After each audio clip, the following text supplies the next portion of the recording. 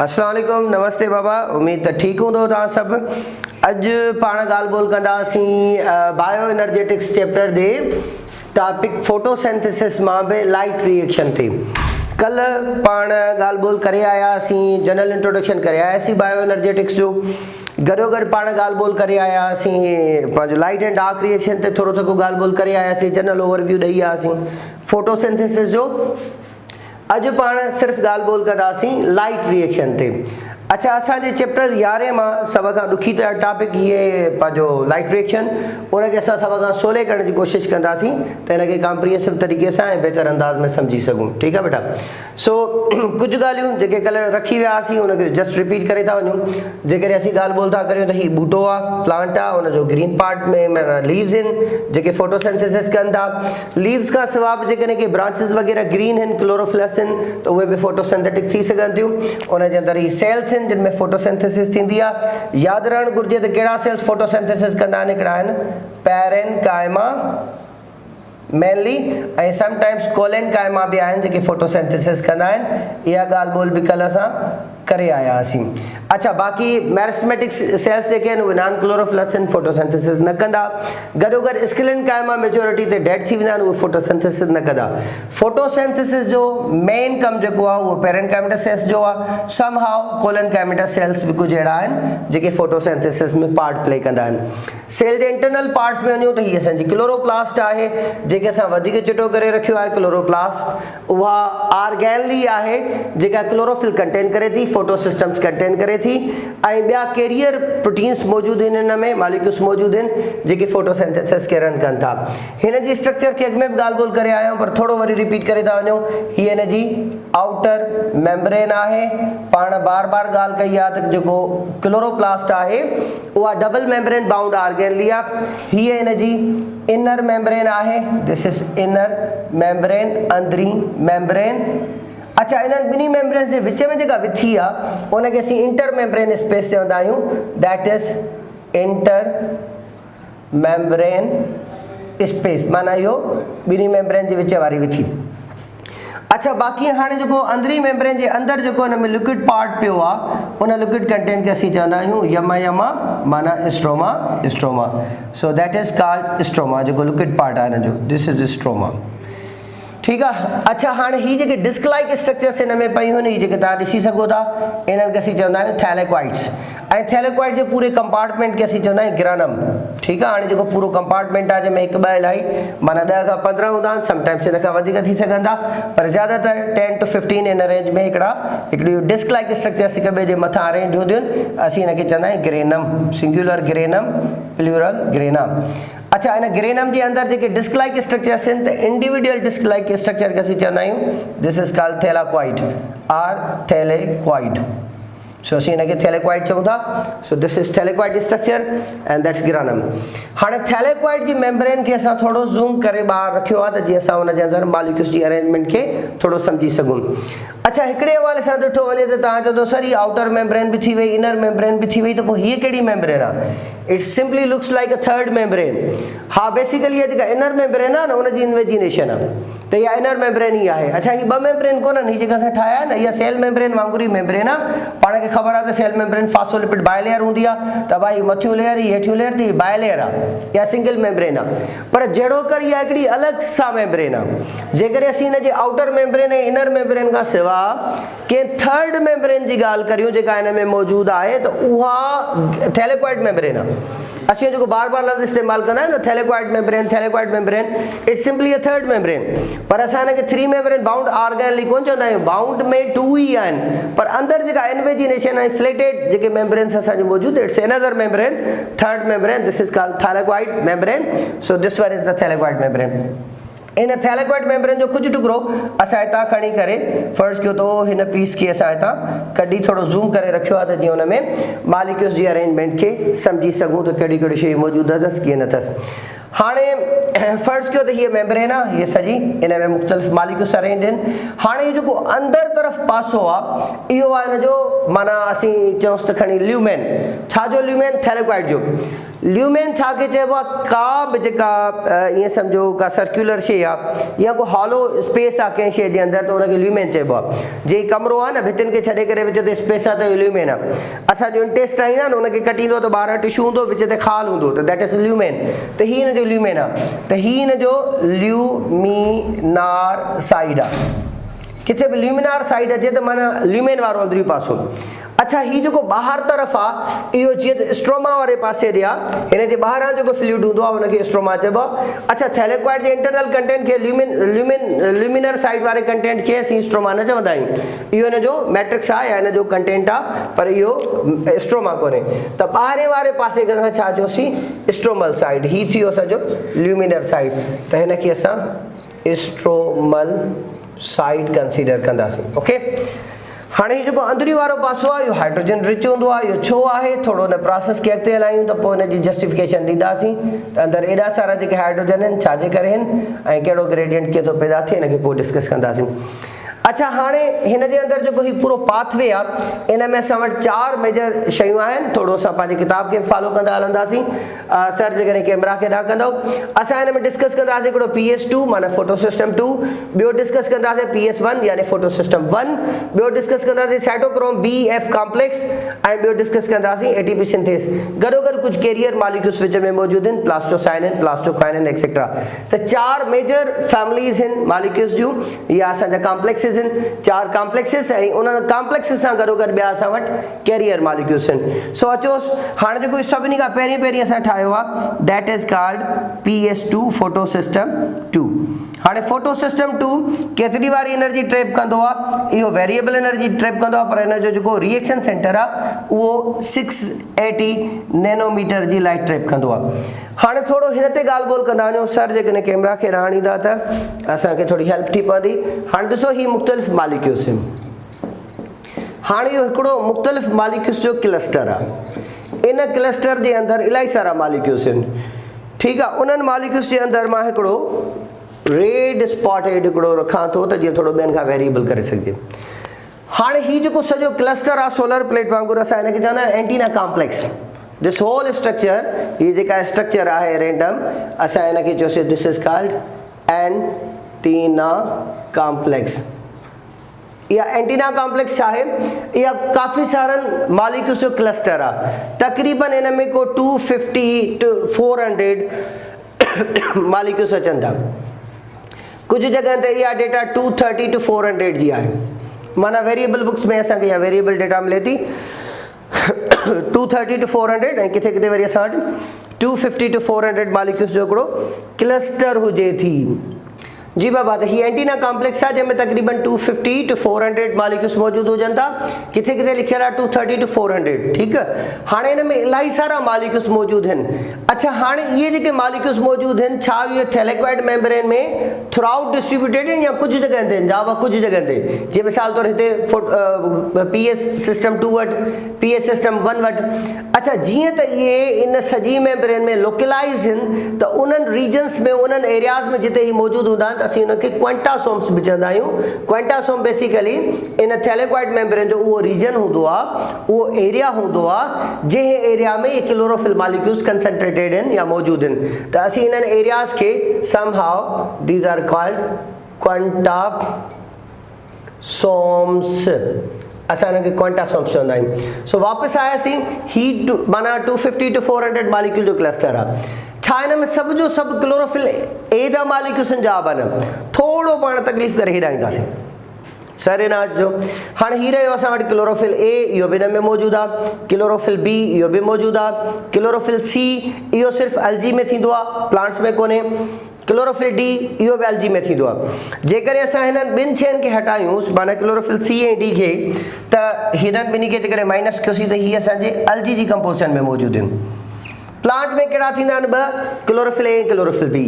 Chlorophyll A compulsory सॾियो वेंदो आहे, क्लोरोफिल बी असेसरी सॾियो वेंदो आहे। बाक़ी हिन सां केरोटीन ऐं ज़ैंथोफिलिन। यादि रहणु घुरिजे त सभिनी ॿूटनि में क्लोरोफिल ए ऐं केरोटीन इहे माना यूनिवर्सल पिगमेंट्स आहिनि। हर बूटे जे अंदर क्लोरोफिल ए ऐं कैरोटीन ये कंपलसरी हूंदा, बाक़ी क्लोरोफिल बी जी कंसंट्रेशन किथे आहे किथे कोन्हे इहा वेरी करे थी। सो ही असांजो ॿ कंपलसरी पिगमेंट्स आहिनि ऐं यूनिवर्सल आहिनि। ज़ैंथोफिल बि कुझु गैसेस में हूंदो आहे। हाणे स्ट्रक्चर पंहिंजी किताब में हिन जी ॾिनल आहे। फर्स्ट कयो हिन में 55 कार्बन आहिनि, 70 हाइड्रोजन आहिनि, 6 ऑक्सीजन आहिनि, 4 नाइट्रोजन एक्सेट्रा। इन जी असीं स्ट्रक्चर ठाहिण जी कोशिशि कंदा आहियूं त सेंट्रल मॉलिक्यूल हूंदो आहे मैग्नीशियम जो, जंहिंजे चौधारी असां वटि 4 पायरोल रिंग्स हूंदियूं आहिनि। अब हीअ हिकिड़ी पायरोल रिंग, हीअ ॿी पायरोल रिंग, हीअ 3 पायरोल रिंग, हीअ 4थी पायरोल रिंग, ऐं ॿी हिकिड़ी लॉन्ग चेन हूंदी आहे असांजी अल्कोहल जे टेल वांगुरु टेल हूंदी आहे। ठीकु आहे, त असीं हिनखे चवंदासीं त हीअ असांजूं इन में पोरफायरन रिंग्स जेके मौजूदु आहिनि त पायरोल जो हेड ठाहिनि थियूं। हीअ असांजो पायरोल हेड हूंदो आहे हिन जो, ऐं हिन जो असांजो अल्कोहल वारो टेल हूंदो आहे। So this is alcohol tail. त हिन में टेल ऐं हेड वांगुरु स्ट्रक्चर हूंदी आहे। इन्हनि में हिकिड़ो सेंट्रल एटम हूंदो आहे मैग्नीशियम। हाणे मैग्नीशियम जो रोल कहिड़ो आहे हुनखे पोइ ॾिसंदासीं।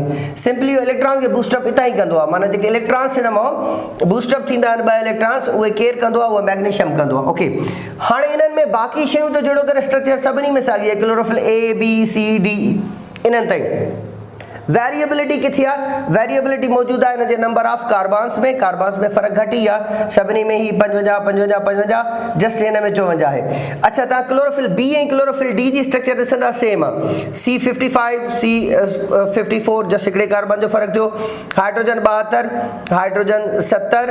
अच्छा हिकिड़ो मिनट, क्लोरोफिल ए ऐं क्लोरोफिल डी जी, त यानी सिर्फ़ु ही 55 ऐं 54 जो फ़र्क़ु थियो। Hydrogen 70 hydrogen 70, oxygen 6 oxygen 6, nitrogen 4 nitrogen 4, magnesium 1 magnesium 1, माना सेम आहे। फ़र्क़ु किथे आहे? सिर्फ़ु हिकिड़े कार्बन जो डिफरेंस आहे, बाक़ी ऑलमोस्ट साॻियो आहे। माना क्लोरोफिल ए ऐं क्लोरोफिल डी जी स्ट्रक्चर तव्हांखे साॻी नज़र ईंदी। अच्छा, क्लोरोफिल ए ऐं क्लोरोफिल बी में कहिड़ो फ़र्क़ु आहे? त मिसाल तौर ते असां जेको हिन जो लास्ट ग्रुप मथे ॾिसूं था, त हिकिड़े हंधि असां वटि मौजूदु आहे इहो CHO, ॿिए हंधि मौजूदु आहे CH3। हाणे जेकॾहिं असीं ॻाल्हि कंदासीं क्लोरोफिल बी जी, त इन में हाइड्रोजन घणा आहिनि? 70 आहिनि, ऐं ऑक्सीजन हिकिड़ी वाधारी आहे, त इन वटि CHO ग्रुप जुड़ियल आहे। पर जेकॾहिं असीं ॻाल्हि कंदासीं क्लोरोफिल बी जी, त हिन मां ॾिसो हीअ जेके 2 हाइड्रोजन वधीक अथसि, छो त CH3 ग्रुप आहे, माना हिन जे मुक़ाबले में 2 हाइड्रोजन वधी विया। ही 72 थियो, ही 2 हाइड्रोजन वधी आहे, हिते हिकिड़ो हाइड्रोजन आहे, हिते 3 हाइड्रोजन आहिनि। अच्छा, हिन में O मौजूदु हुयो, हिन में ऑक्सीजन मौजूदु कोन्हे, जंहिंजे करे हिकिड़ी ऑक्सीजन घटिजी वई, त नंबर ऑफ ऑक्सीजन तव्हांखे हिते रिड्यूस मिलंदो, पर 2 हाइड्रोजन तव्हांखे वधीक मिलंदा, त ही 2 हाइड्रोजन वधी विया, ऑक्सीजन घटिजी वई। त क्लोरोफिल ए क्लोरोफिल बी जी स्ट्रक्चर में तव्हांखे को एॾो घणो डिफरेंस नज़र न ईंदो। हल्को फुल्को इन जे एटम्स या एलिमेंट्स जी कॉन्फ़िगरेशन में या उन जे नंबर्स में फ़र्क़ु महसूसु थींदो। सो माइन्यूट डिफरेंसिस आहिनि हिननि जे विच में। अच्छा, पोइ इहे कहिड़ी लाइट ट्रैप कंदा ऐं कहिड़ी लाइट रिफ्लेक्ट कंदा, त इन जे बारे में अॻु में बि थोरी जेकी ॻाल्हि ॿोल करे आयासीं। त जेसिताईं क्लोरोफिल ए जी ॻाल्हि कंदा आहियूं, त क्लोरोफिल ए कहिड़ो शेड ॾींदी आहे? या ॾींदी आहे blue green. This simply looks blue green. अच्छा, हाणे ब्लू ग्रीन लाइट हिन ट्रैप कई आहे या हिन बाउंस बैक कई आहे? जवाब आहे बाउंस बैक कई आहे, छो त कंहिं बि क्लोरोफिल जो कलर उहो नज़र ईंदो आहे जेको हू बाउंस बैक कंदो। त हिन chlorophyll blue green bounce back कयो आहे क्लोरोफिल ए, ऐं क्लोरोफिल बी जेको आहे हुनजे मुक़ाबले में दैट बाउंसिस बैक येलो ग्रीन, जंहिंजे करे हिन जो शेड नज़र ईंदो आहे येलो ग्रीन, ऐं हुनजो आहे ब्लू ग्रीन। अच्छा, लाइट ट्रैप कहिड़ी कंदा आहिनि? क्लोरोफिल ए जी ॻाल्हि कंदासीं त इहा तक़रीबन 440 खां वेंदे असांजो तक़रीबन ही अचे थो पियो 600, बल्कि ईअं सम्झोसि करे त 600 650 जी कॉम्बिनेशन में आहे। ऐं हिन जी ॻाल्हि ॿोल कंदासीं त ही बि तक़रीबन 450 खां तक़रीबन को 620 या 630 या 600 ताईं आहे। त हिननि ॿिन्ही जी जेका एब्ज़ॉर्प्शन रेंज आहे उहा वेरिएबल आहे, उहा हिननि ॿिन्ही जे विच में अचे थी पई। अच्छा, तव्हां ॻाल्हि कंदो त sir chlorophyll A ji absorption ji range हीअ आहे, क्लोरोफिल बी जी एब्ज़ॉर्प्शन जी रेंज हीअ आहे, त पोइ हीअ 680 वारी कहिड़ी भला आहे? हा, ईअं आहे त उहो क्लोरोफिल ए जेको इलेक्ट्रॉन बाउंस कंदो आहे, उन जी कॉम्बिनेशन या जेका पंहिंजो रोशनी खे ट्रैप करण वारी प्रॉपर्टी आहे, उहा ॿियनि जे मुक़ाबले में कुझु डिफरेंट हूंदी आहे। सो असीं ईअं चई सघूं था त ही वारो जेको क्लोरोफिल ए आहे, इहो बाक़ी क्लोरोफिल ए खां डिफरेंट आहे। ठीकु आहे, ख़ैर हिन जी डिटेल ते बि पोइ ईंदासीं। पाण वापसि था ॻाल्हि कयूं, क्वांटासोम जी ॻाल्हि पे कईसीं ऐं एंटीना कॉम्प्लेक्स जी ॻाल्हि पे कईसीं, त हुन ते मोटी आयासीं त हीअ एंटीना कॉम्प्लेक्स जेको 250 to 400 मॉलिक्यूल्स जो ठहियल आहे, इन में 250 to 400 मॉलिक्यूल्स सभई क्लोरोफिल ए जा बि कोन्हनि, सभई सब क्लोरोफिल बी जा कोन्हनि, यानी इन्हनि में क्लोरोफिल ए भी मौजूद आहे, क्लोरोफिल बी भी मौजूद आहे, इन्हनि में ज़ैंथोफिल भी मौजूद आहे, इन्हनि में कैरोटीन भी मौजूद आहे। अच्छा, ज़ैंथोफिल ऐं कैरोटीन जी जेकॾहिं असां केमिकल कॉम्बिनेशन ते ईंदासीं त कैरोटीन में C40H56 आहे। ज़ैंथोफिल साॻी शइ आहे, सिर्फ़ु 2 ऑक्सीजन वधीक अथसि। जेकॾहिं तव्हां हिन जी केमिकल कंपोजिशन में ईंदो त कार्बन 40, हाइड्रोजन 56, सिर्फ़ु 2 हाइड्रोजन ज़ैंथोफिल में वधीक आहिनि। सो कैरोटीन जीअं त कैरेट मां लफ़्ज़ निकिरे थो त हिन जो जेको कलर हूंदो आहे उहो हूंदो आहे ऑरेंज रेड। तव्हां जेकॾहिं गाड़ी गजर ॾिसंदा त एक्ज़ैक्टली गाड़ी बि कोन हूंदी आहे, एक्ज़ैक्टली नारंगी बि कोन हूंदी आहे, गाड़ी नारंगी हूंदी आहे, त इहो लफ़्ज़ निकितो बि कैरेट मां ई आहे। ऐं ज़ैंथोफिल उन जे मुक़ाबले में प्रीडोमिनेंटली जेको हूंदो आहे असांजो उहो हूंदो आहे येलो। अच्छा, हिकिड़ी ॿी पिगमेंट हूंदी आहे एंथोसाइनिन, जेका ज़्यादातर वाङणाई रंग जी हूंदी आहे या ॻाढ़े रंग जी हूंदी आहे, वेरिएबल कलर्स या वेरिएबल शेड्स अथसि। उहा फोटोसिंथेटिक पिगमेंट कोन्हे, उहा प्रोटेक्शन जो कमु कंदी आहे। जेकॾहिं असीं पिगमेंट्स खे प्रिंसिपल ग्रुप्स में विरहायूं, हेयर आर पिगमेंट्स, त पिगमेंट्स 2 क़िस्म जूं आहिनि, हिकिड़ियूं आहिनि फोटोसिंथेटिक पिगमेंट आहिनि, फोटोसिंथेटिक, ऐं ॿियूं वरी असांजूं प्रोटेक्शन वारियूं आहिनि, प्रोटेक्टिव। हाणे असां जेकॾहिं ही जेकी बि हींअर पढ़ी आयासीं न, क्लोरोफिल ए, chlorophyll b, C, d, xanthophyll, carotene, इहे सभु जो सभु फोटोसिंथेटिक पिगमेंट्स आहिनि। ठीकु आहे, ज़ैंथोफिल बि किथे न किथे हेल्प करे थी, वरी बि हिन कॉम्प्लेक्स में ॾिसंदासीं। पर जेकॾहिं मां हेॾा एंथोसाइनिन लिखां, जेका हिन वक़्तु न रखीसीं, एंथोसाइनिन, इहा ज़्यादातर प्रोटेक्शन जो कमु कंदी आहे, हैवी रेडिएशन ट्रैप करे शयुनि खे डीनेचर थियण खां बचाईंदी आहे। त एंथोसाइनिन वारी पिगमेंट इहा प्रोटेक्टिव इन नेचर आहे। बाक़ी क्लोरोफिल्स जेके बि आहिनि ABCD ऐं ज़ैंथोफिल, कैरोटीन, इहे असांजा फोटोसिंथेटिक पिगमेंट्स आहिनि। So antenna complex is the cluster. अच्छा, हाणे हुन क्लस्टर में कीअं आहे, कहिड़ी लाइट ट्रैप थिए थी? हाणे वेरिएबल रेडिएशंस जेके आहिनि हीअ ट्रैप कंदा आहिनि, उहे ट्रैप करे उन्हनि सभिनी जी एनर्जी असां हिकिड़े सेंट्रल मॉलिक्यूल ॾांहुं शिफ्ट कंदा आहियूं, जेको इलेक्ट्रॉन्स खे बूस्ट कंदो। उहो सेंट्रल मॉलिक्यूल कहिड़ो हूंदो आहे? उहो सेंट्रल मॉलिक्यूल हूंदो आहे असांजो क्लोरोफिल ए, जेको असांजो इलेक्ट्रॉन्स खे एक्साइट कंदो। ठीकु आहे, हाणे थोरो पाण हिन कॉम्बिनेशन ते ईंदासीं। जेकॾहिं सर हेॾां कैमरा अची वञे, हिते बॉटम में लिखियो पिया ज़ैंथोफिल, पोइ लिखियो पिया कैरोटीन, पोइ लिखियो पिया क्लोरोफिल बी, पोइ लिखियो पिया क्लोरोफिल ए। अच्छा, असल में जॾहिं हिन में फोटो सिस्टम में पिगमेंट्स मिक्सड हूंदियूं आहिनि त इहा सीरीज़ ईअं कोन हूंदी आहे, पर हूंदो ईअं आहे त सम्झो सभिनी खां स्ट्रॉन्ग एनर्जी या जेके ॿाहिरीं पासे जी एनर्जी आहे, सभिनी खां पहिरीं ज़ैंथोफिल ट्रैप कंदा आहिनि। ज़ैंथोफिल पंहिंजी एनर्जी केॾांहुं शिफ्ट कंदो? कैरोटीन्स ॾांहुं। कैरोटीन्स केॾांहुं शिफ्ट कंदा? क्लोरोफिल बी ॾांहुं। हाणे हूंदा मिक्सिन, पर ज़्यादातर हिननि जो फ्लो हिन डायरेक्शन में रहंदो आहे। हाणे कीअं रहंदो आहे? फर्स्ट कयो त हीउ हिकिड़ो ज़ैंथोफिल मॉलिक्यूल आहे, इन में इलाही सारा एटम्स मौजूदु आहिनि। ज़ैंथोफिल जे एटम्स खे जॾहिं एनर्जी मिली, हुन जे मॉलिक्यूल्स खे, उहे एक्साइट थींदा हुन जा एटम। हाणे पाण एटॉमिक थियरी पढ़ी आया आहियूं त जॾहिं कंहिं बि लोअर शेल मां इलेक्ट्रॉन्स ते एनर्जी वधी वेंदी आहे त उहे पहिरीं मथे वेंदा, E1 मां E2 में वेंदा। अच्छा, पोइ वरी वापसि बाउंस बैक कंदा, पंहिंजे नॉर्मल स्टेट ते कुझु एनर्जी क्वांटा जी फॉर्म में रिलीज़ कंदा। असां बार बार इहा ई फिनोमेना पढ़ी आहे न, त एटम्स कीअं बिहेव कंदा आहिनि, त हिन में मॉलिक्यूल्स बि ईअं बिहेव कंदा। त ज़ैंथोफिल जॾहिं एक्साइट थींदो आहे त पंहिंजे एटम्स मां जेका एनर्जी ख़ारिज कंदो, उहा कंहिं तरीक़े सां कैरोटीन्स ते ईंदी आहे, कैरोटीन्स जी क्लोरोफिल बी ते ईंदी आहे, ऐं उन्हनि क्लोरोफिल बी जी आख़िर में अची कंसंट्रेट थींदी आहे क्लोरोफिल ए में। त फोटो सिस्टम जे अंदरि हज़ारे सवे मॉलिक्यूल्स आहिनि, पर उहे सवे मॉलिक्यूल्स अहिड़े नमूने सां पंहिंजी एनर्जी ख़ारिज कंदा आहिनि जो सभिनी जी हिकिड़े फनल शेप्ड स्ट्रक्चर, माना उन्हनि जो डायरेक्शन मॉलिक्यूल्स जो अहिड़े नमूने सां हूंदो आहे जो सभिनी जी एनर्जी कंसंट्रेट थींदी आहे हिकिड़ी सेंट्रल पॉइंट ते।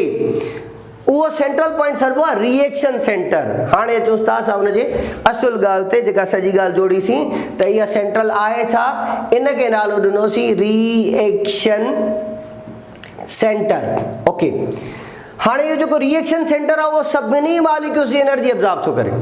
हाणे सभिनी मॉलिक्यूल्स जॾहिं एनर्जी एब्जॉर्ब थो करे त एतिरे वॾे अमाउंट में एनर्जी जमा थी थिए जेका पाणी खे स्प्लिट करे। अच्छा, वापसि अची वियासीं क्लोरोफिल ए ॾांहुं।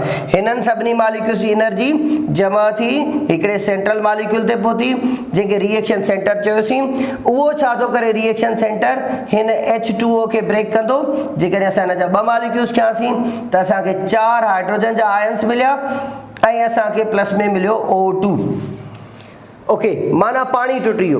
हाणे पानी टुटी वञण वारे हिन प्रोसेस खे नालो छा ॾिनोसीं, that is called photolysis. Photo माना फोटॉन्स, रेडिएशन, जीअं त इहा पानी जी लाइसिस आहे पर रेडिएशन जे करे आहे, दिस इज़ कॉल्ड फोटोलाइसिस। कल्ह बि इहा ॻाल्हि कईसीं त पाणी जे हिकिड़े मॉलिक्यूल खे टोड़ण जे लाइ असांखे खपंदो आहे 2000 डिग्री सेंटीग्रेड टेम्परेचर। कराची जे स्टील मिल में बि जेको स्टील पिघरंदो आहे उते हूंदी आहे 1800 डिग्री सेंटीग्रेड। त 2000 डिग्री सेंटीग्रेड बूटे वटि किथां आई? हाणे जेकॾहिं एतिरी वॾी गर्मी हूंदी बूटो त सड़ी वेंदो, हा एतिरी वॾी गर्मी पैदा थींदी आहे पर उहा स्टे कोन कंदी आहे। एतिरे वॾे अमाउंट में जेका एनर्जी जमा थिए थी उहा एनर्जी पाणी खे स्प्लिट करे थी। हाणे 1800 डिग्री सेंटीग्रेड ते बि पाणी 1% ब्रेक थींदो आहे। जेकॾहिं 100 मॉलिक्यूल्स पाणी जा आहिनि त 1800 डिग्री सेंटीग्रेड प्रोवाइड कंदा त 100 मॉलिक्यूल्स मां सिर्फ़ु हिकिड़ो मॉलिक्यूल टुटंदो।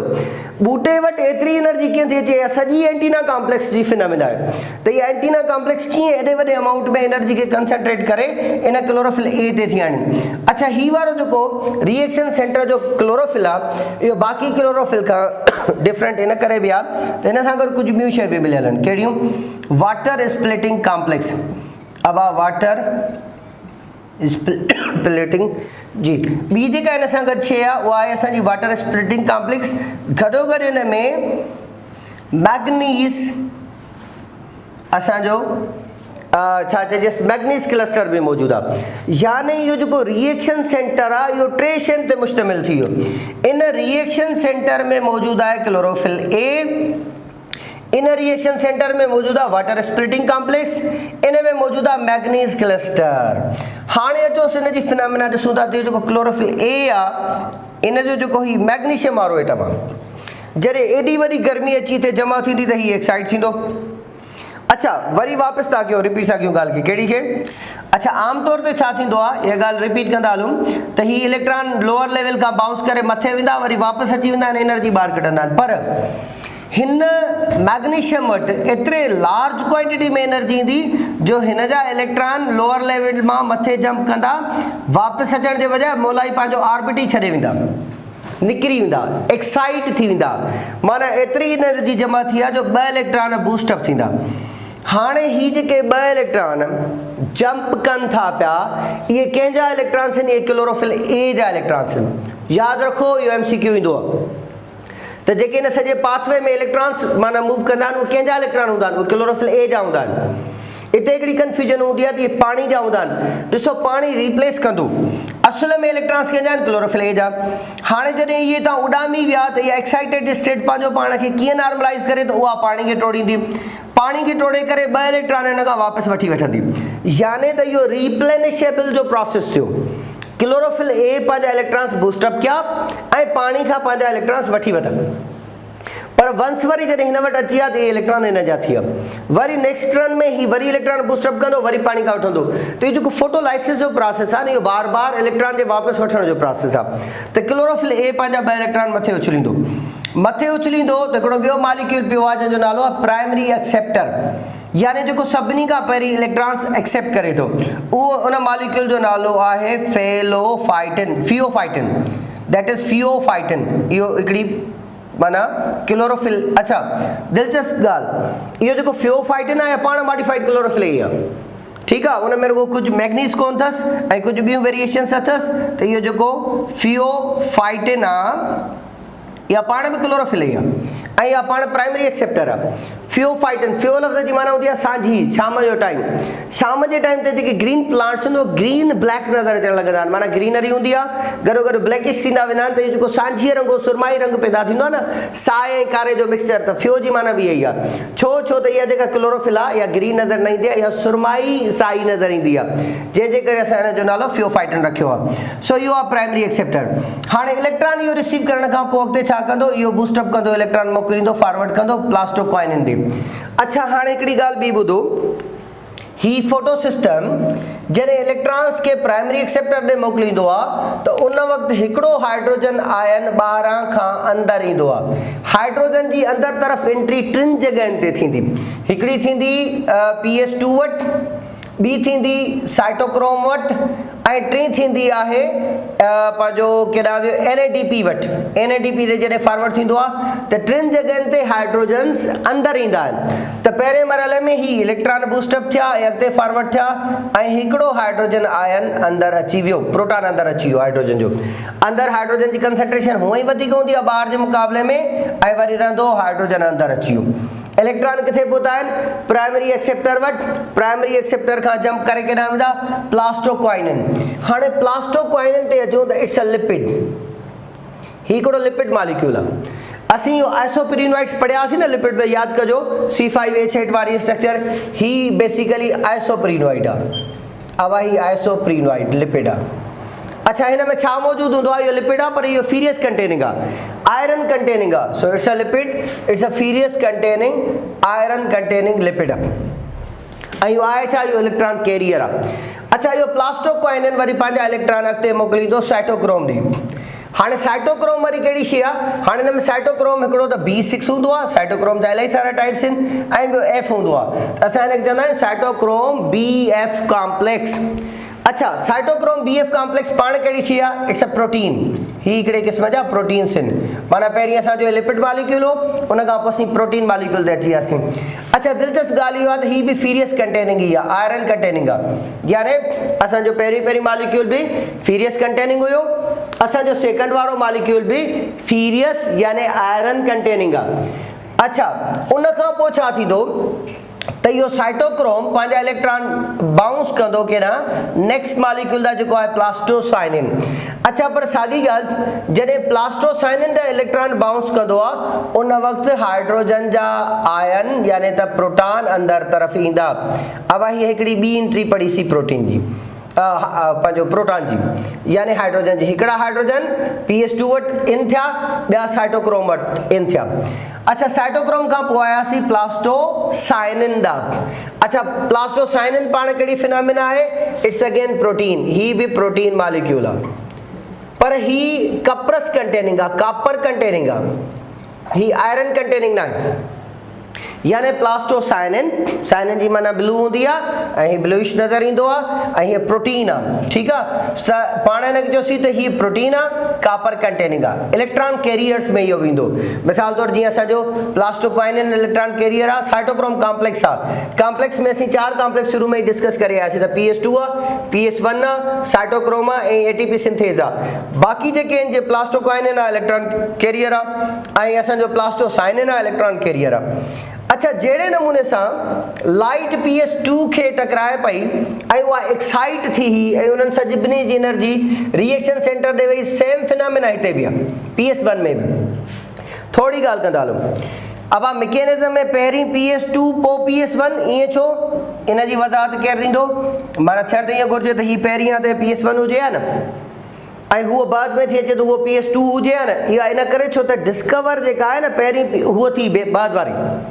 यानी जेकॾहिं मां हिनखे नालो ॾियां, हीअ आहे असांजो सिस्टम A ऐं system B।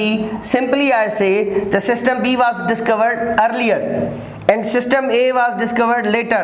That's why simply this is called photosystem 1 and this is called photosystem 2. The reaction में पहिरीं photosystem 2 इस्तेमाल थींदी आहे। 2 नालो इन करे आहे छो त डिस्कवर लेटर थियो, जंहिंजे करे ॼण नाला उल्टा थी विया। ठीकु आहे, सो अदरवाइज़ ॿी का फिनोमिना कोन्हे का। वापसि था अचूं त पाण ॻाल्हि कईसीं त जीअं PS2 एक्साइट थियो, साॻे नमूने सां PS1 बि एक्साइट थींदो। इहा बि पंहिंजी एनर्जी रिएक्शन सेंटर ॾे मोकिलींदो। उते बि क्लोरोफिल A ई मौजूदु आहे, पर ही वारो क्लोरोफिल A इन में वाटर स्प्लिटिंग कॉम्प्लेक्स कोन्हे को। अच्छा, मैग्नीज क्लस्टर कोन्हे को। ही वारो इलेक्ट्रॉन खे त एक्साइट कंदो पर पाणी खे कोन थो टोड़े सघे। जेकॾहिं तव्हां खां सवाल पुछो वञे MCQ अचे त PS2 ऐं PS1 मां वाटर स्प्लिटिंग प्रोसेस कंहिं वटि आहे, फोटोलाइसिस कंहिं वटि आहे, त दैट्स ओनली PS2। PS1 पाणी कोन टोड़ींदो। हाल त इलेक्ट्रॉन बूस्ट कंदो, ॿ इलेक्ट्रॉन मथे उछलींदो। ओहो पाण ॻाल्हि कईसीं त इलेक्ट्रॉन आया प्राइमरी एक्सेप्टर मां प्लास्टोकाइनिन, उतां आया cytochrome BF complex, BF complex खां पोइ आया प्लास्टोसाइनिन, प्लास्टोसाइनिन खां पोइ छा थींदो त वरी हिन जो जेको रिएक्शन सेंटर आहे उनजी बि मैग्नीशियम एक्साइड थींदी। इहो रोल ॿिन्ही पासे ते मैग्नीशियम जो ई आहे। हिते बि ॿ इलेक्ट्रॉन जेके आहिनि बूस्टअप थींदा ऐं उहे ॿ इलेक्ट्रॉन प्राइमरी एक्सेप्टर ई पकड़ींदो। अच्छा ही साॻियो मॉलिक्यूल आहे प्राइमरी एक्सेप्टर, प्राइमरी साॻियो मतिलबु आहे सेम कोन, ही आहे ॿियो, हिते ॿियो पियो आहे, हिते ॿियो पियो आहे, पर केमिकली साॻियो आहे। हीअ बि फियोफाइटिन आहे, हीअ बि फियोफाइटिन आहे। वध में असीं नाला ईअं ॾींदासीं त this is primary acceptor of PS2 and that's primary acceptor of PS1। त PS1 एंड PS2 जा नाला रुगो मटाईंदासीं, बाक़ी आहिनि प्राइमरी एक्सेप्टर। सो इलेक्ट्रॉन खे रिसीव कया प्राइमरी एक्सेप्टर। प्राइमरी एक्सेप्टर हाणे केॾा मोकिलींदो हिकिड़े ॿिए मॉलिक्यूल ते जंहिंजो नालो आहे फेरोडॉक्सिन। ठीकु आहे, हाणे फेरोडॉक्सिन छा आहे? इहा बि अगेन प्रोटीन आहे, दिस इज प्रोटीन। ठीकु आहे, हाणे हिन में ज़्यादातर इलेक्ट्रॉन कैरियर असां वटि पहिरीं वारो लिपिड हो, बाक़ी वारा प्रोटीन।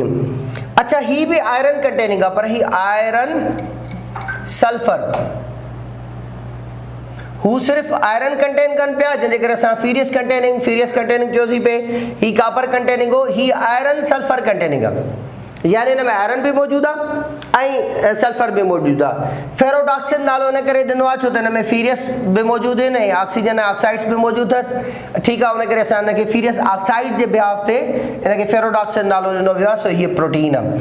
अच्छा इहा फेरोडॉक्सिन छा कंदी आहे? इहा इलेक्ट्रॉन्स खे अॻिते मोकिलींदी आख़िरी आरामगाह आहे, संदसि जेका डेस्टिनेशन आहे कहिड़ी? NADP। अच्छा हाणे आख़िर में इलेक्ट्रॉन्स केॾा ईंदा? NADP दा। अच्छा हाणे NADP ॾांहुं जॾहिं इलेक्ट्रॉन्स ईंदा त हीअ त ऑलरेडी सेचुरेटेड मॉलिक्यूल आहे। इहे ॿ इलेक्ट्रॉन छो वठंदो?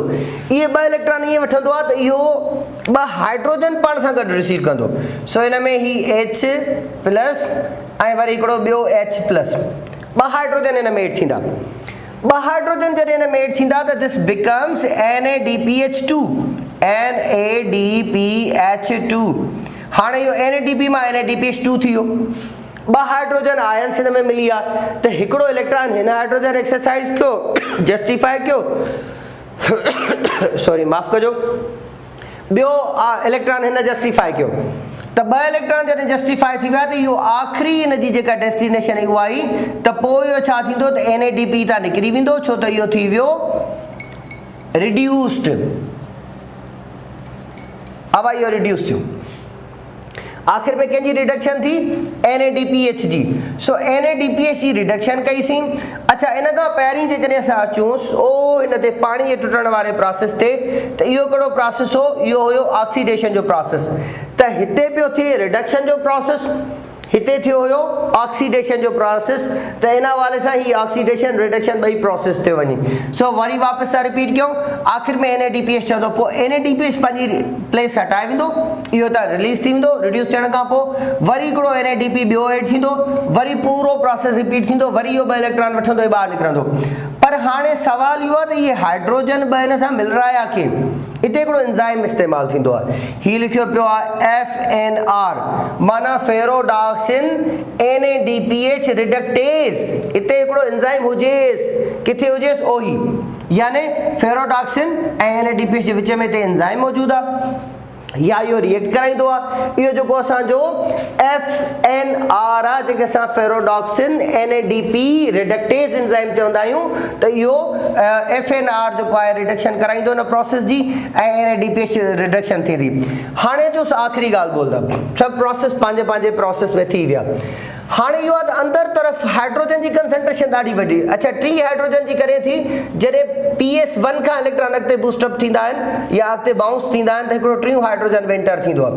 हाणे ऑलरेडी अंदरियों वारो जेको असांजो ल्यूमिनार साइड आहे उन में हाइड्रोजन जी कंसंट्रेशन ज़्यादा आहे। ठीकु आहे, ऐं ॿाहिरियों वारो जेको पासो आहे उते हाइड्रोजन आयन जी कंसंट्रेशन घटि आहे। pH जे हिसाब सां बदलंदासीं त हिन जी 4+ pH हूंदी आहे ऐं हिन जी 6+ pH हूंदी आहे। 4+ ऐं 6+ छा ते डिपेंड करे? पाण खे ख़बर आहे त pH डिपेंड ई कंदी हाइड्रोजन जे आयन्स ते। अंदरि तरफ़ हाइड्रोजन जा आयन्स ज़्यादा आहिनि त 4.2 आहे या 4.4 pH समथिंग हिते ई आहे, ऐं ॿाहिरि वेंदासीं त ॿाहिरि 6 पॉइंट समथिंग आहे, छो त ॿाहिरि हाइड्रोजन जा आयन्स घटि आहिनि त अंदरि वारी pH हायर हूंदी आहे because of hydrogen ions. Hydrogen ions already वधीक मथा वरी इन पूरे प्रोसेस दौरान 3 हाइड्रोजन ॿिया आया त हिकिड़ो हाइड्रोजन ग्रेडियंट पैदा थींदो। मां हिते हिकिड़ो लफ़्ज़ पियो इस्तेमालु कयां पर्टिकुलर, छा पैदा थियो अब हाइड्रोजन ग्रेडियंट। ग्रेडियंट माना चइबो आहे कंहिं शइ जे दबाव खे, फ्लो खे। हाणे अंदर तरफ़ हाइड्रोजन जो दबाव वधी वियो, जंहिंजे करे छा थींदो, हिते हिकिड़ो ॿियो कॉम्प्लेक्स मौजूदु आहे जेके अञा ताईं टच कोन कयो आहे, दैट इज़ एटीपी सिंथेस, इते हुजेसि। हाणे छा थींदो, जॾहिं हाइड्रोजन जी कंसंट्रेशन वधी वेंदी त 2 हाइड्रोजन आयन्स ॿाहिरि तरफ़ ईंदा, 2 हाइड्रोजन आयन्स ॿाहिरि रिलीज़ थींदा। हाणे जॾहिं रिलीज़ थींदा त उहो हिकिड़ो मैकेनिकल फोर्स पैदा कंदा। उहो मैकेनिकल फोर्स छा कंदो, एडीपी खे पी आहे माना इनऑर्गेनिक फास्फेट सां मिलाईंदो ऐं ठाहींदो एटीपी, एडिनोसिन ट्राइफॉस्फेट। ज़बरदस्त, माना इन प्रोसेस में हिकिड़े पासे ॾे असांखे NADPH2 ठही मिली, ॿिए पासे ॾे ATP ठही मिली। इहे त असांखे शयूं खपनि पियूं जेके डार्क रिएक्शन खे रन कंदियूं।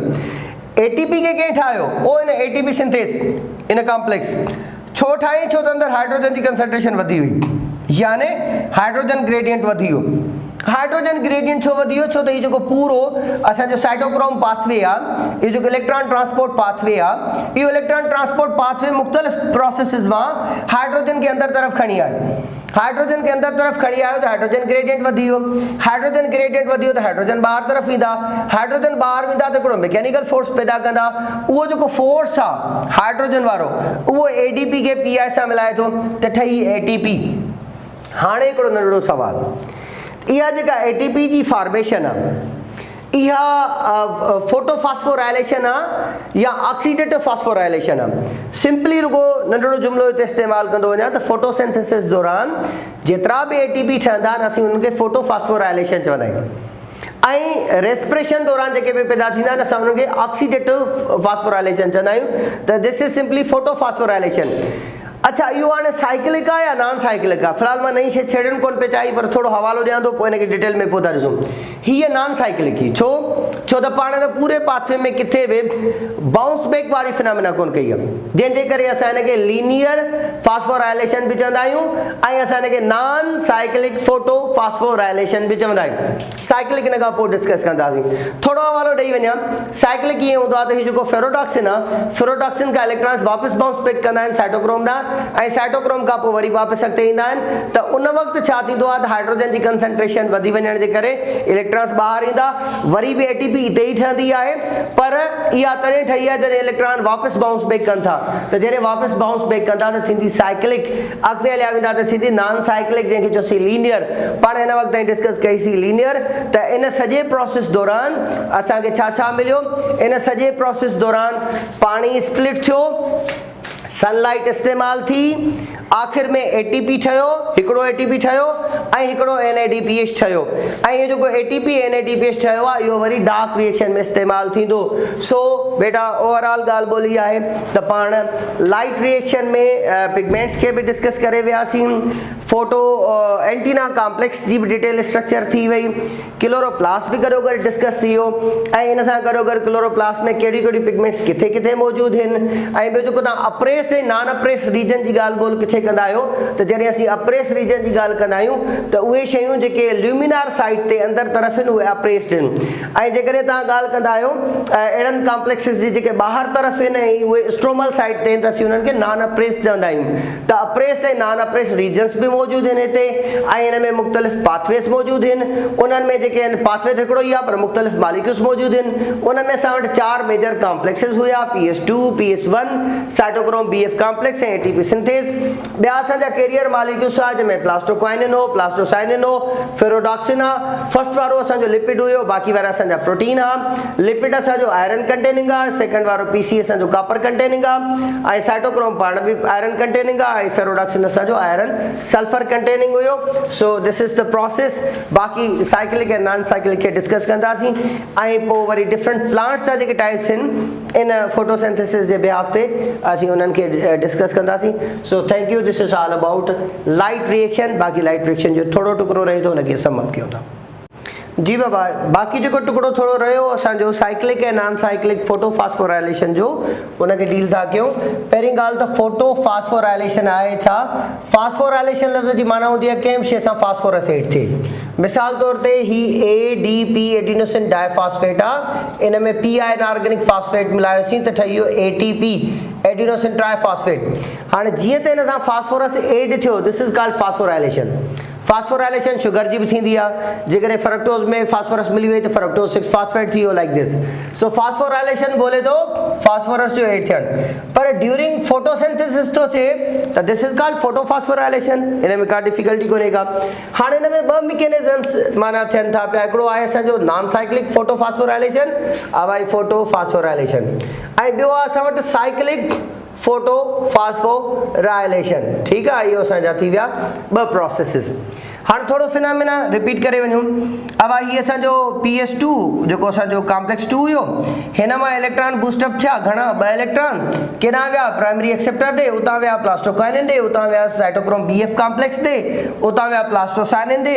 साॻे नमूने सां PS1 जा इलेक्ट्रॉन बि बूस्टअप थिया। अच्छा, ही वारो सिस्टम पाणी खे स्प्लिट कोन कंदो, इहो प्लास्टोसाइनिन खां इलेक्ट्रॉन वठंदो, इहो रिप्लेस कंदो, पोइ वेंदा प्राइमरी एक्सेप्टर, उतां वेंदा फेरोडॉक्सिन। फेरोडॉक्सिन खां पोइ कहाणी ॿ रुखी आहे।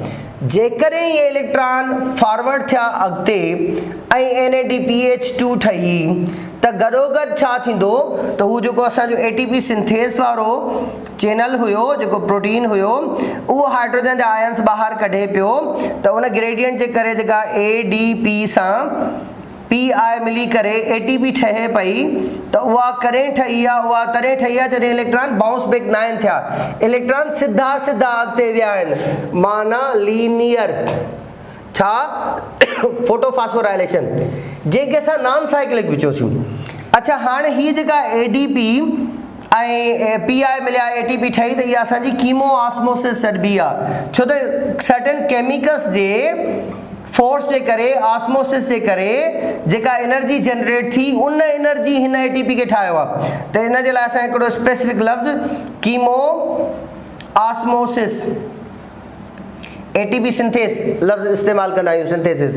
ठीकु आहे, त इहो टर्म असांजो हीअ वज़ाहत रखे थो पियो। वापसि आयासीं, जीअं त इन में इलेक्ट्रॉन बाउंस बैक न आहिनि थिया, त दिस इज़ लीनियर। अच्छा, कुछ केसेस में वरी ईअं थींदो आहे त ही जेके इलेक्ट्रॉन हितां एक्साइट थिया PS1 मां, फेरोडॉक्सिन ॾे आया, फेरोडॉक्सिन खां पोइ बाउंस बैक कंदा साइटोक्रोम BF कॉम्प्लेक्स ॾे, साइटोक्रोम BF कॉम्प्लेक्स ते बाउंस थियण खां पोइ वापसि ईंदा प्लास्टोसाइनिन ॾे, पिया बार बार रिपीट कंदा। अच्छा, हाणे जॾहिं साइटोक्रोम BF कॉम्प्लेक्स ॾे आया आहिनि, इतां खां इलेक्ट्रॉन जॾहिं प्लास्टोसाइनिन ॾे ईंदा त हाइड्रोजन अंदरि ईंदी। अच्छा, हाइड्रोजन अंदरि ईंदी त साॻे नमूने सां ग्रेडियंट पैदा थींदो, जेको सवेर पैदा थियो हुयो। जॾहिं हितां खां अॻिते पे विया फेरोडॉक्सिन खां NADP ॾे, त उन वक़्तु बि हाइड्रोजन अंदरि आयो, जंहिंजे करे ग्रेडियंट वधी वियो।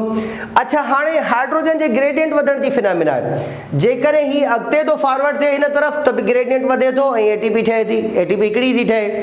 अच्छा, जेकॾहिं इहो एॾां नथो वञे, साइटोक्रोम ॾे थो अचे ऐं वरी अॻिते फॉरवर्ड थो थिए, त बि हाइड्रोजन अंदरि थी अचे। हाइड्रोजन हिन प्रोसेस जे करे अंदरि वधे, या हाइड्रोजन हिन प्रोसेस जे करे अंदरि वधे, ATP त ठहंदो।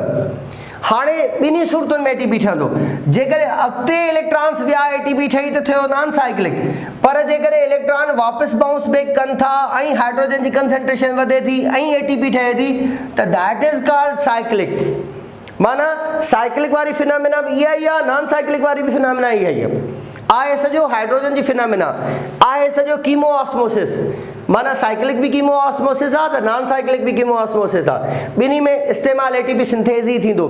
सिर्फ असां रुगो इलेक्ट्रॉन जे पाथवे के फॉलो था कयूं त आया लीनियर पाथवे हुयो या वापस बाउंस बैक थियो, हिकड़ी भी कंफ्यूजन।